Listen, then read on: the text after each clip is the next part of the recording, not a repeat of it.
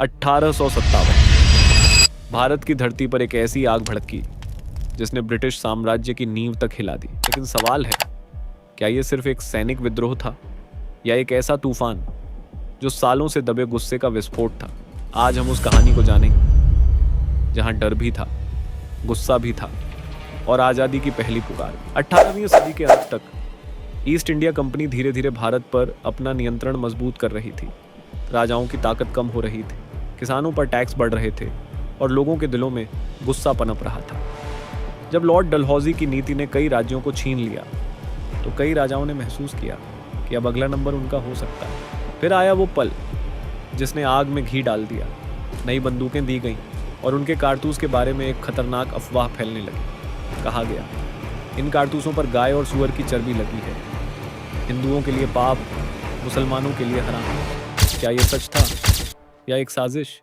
लेकिन एक बात साफ थी, सैनिकों का भरोसा टूट चुका। और फिर 29 मार्च 1857 एक नाम इतिहास में हमेशा के लिए दर्ज हो गया। मंगल पांडे, एक सिपाही जिसने डर के सामने झुकने से इनकार कर दिया। उस एक गोली ने एक क्रांति की शुरुआत कर दी। 10 मई 1857 मेरठ में विद्रोह फूट पड़ा। सैनिकों ने जेल तोड़ी और दिल्ली की ओर बढ़ चले।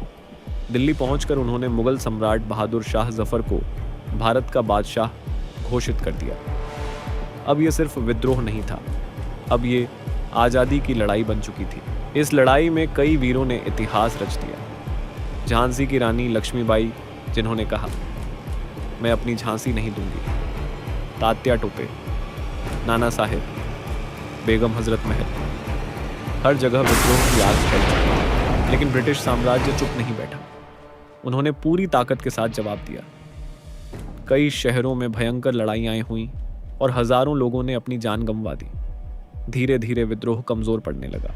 सितंबर 1857 दिल्ली फिर से अंग्रेजों के कब्जे में आ गई। बहादुर शाह जफर को गिरफ्तार कर लिया गया और मुगल साम्राज्य का अंत हो गया। 1857 का विद्रोह आखिरकार दबा दिया गया, लेकिन इसका असर बहुत बड़ा था। ईस्ट इंडिया कंपनी का शासन खत्म हो गया और भारत सीधे ब्रिटिश क्राउन के अधीन आ गया।